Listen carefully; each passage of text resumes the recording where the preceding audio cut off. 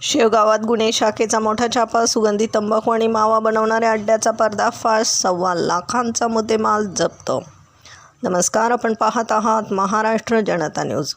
अहिल्यानगर जिल्ह्यातून एक मोठी बातमी समोर येते. शेवगाव तालुक्यातील भगूर गावात बेकायदेशीरपणे सुगंधी तंबाखू आणि शरीरास अपायकारक मावा तयार करून विक्री करणाऱ्या अड्ड्यांवर स्थानिक गुन्हे शाखेने धाडसी कारवाई केली आहे. या छाप्यात पोलिसांनी 1,22,820 रुपये किमतीचा मुद्देमाल जप्त केला असून एका आरोपीला रंगेहात अटक केली आहे, तर मुख्य आरोपी फरार झाला आहे. अहिल्यानगरचे पोलीस अधीक्षक मोमक्का सुदर्शन यांच्या आदेशानुसार स्थानिक गुन्हे शाखेचे पथक शेवगाव भागात अवैध धंद्यांची माहिती गोळा करत होते.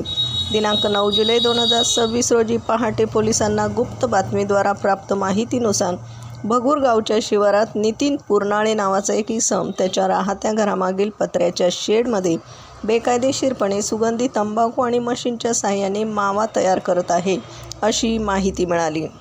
माहितीच्या आधारे गुन्हे शाखेच्या पथकाने तातडीने तिथे छापा टाकला. पोलिसांना तिथे एक जण मशीनवर मावा तयार करताना मिळून आलाय. आरोपींची नावे अशी: संकेत कडुबाळ गरुड याला पोलिसांनी घटनास्थळावरून ताब्यात घेतले. त्याने चौकशीत सांगितलं की तो मुख्य मालकाच्या सांगण्यावरून मावा तयार करीत होता.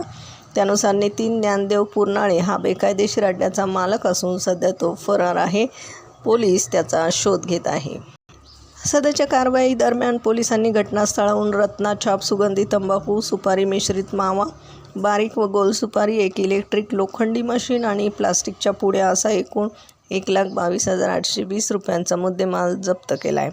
या प्रकरणी दोन्ही आरोपींविरुद्ध शेवगाव पोलीस ठाण्यात भारतीय न्याय संहिता आणि अन्न सुरक्षा मानके अधिनियमाच्या विविध कलमान्वये गुन्हा दाखल करण्यात आला आहे. पोलीस निरीक्षक संतोष मुटकुळे यांच्या मार्गदर्शनाखाली स्थानिक गुन्हे शाखेच्या पथकाने सदरची यशस्वी कामगिरी केली आहे. पुढील तपास शेवगाव पोलीस करीत आहेत. प्रतिनिधीसह महाराष्ट्र जनता न्यूज, अहिल्यानगर.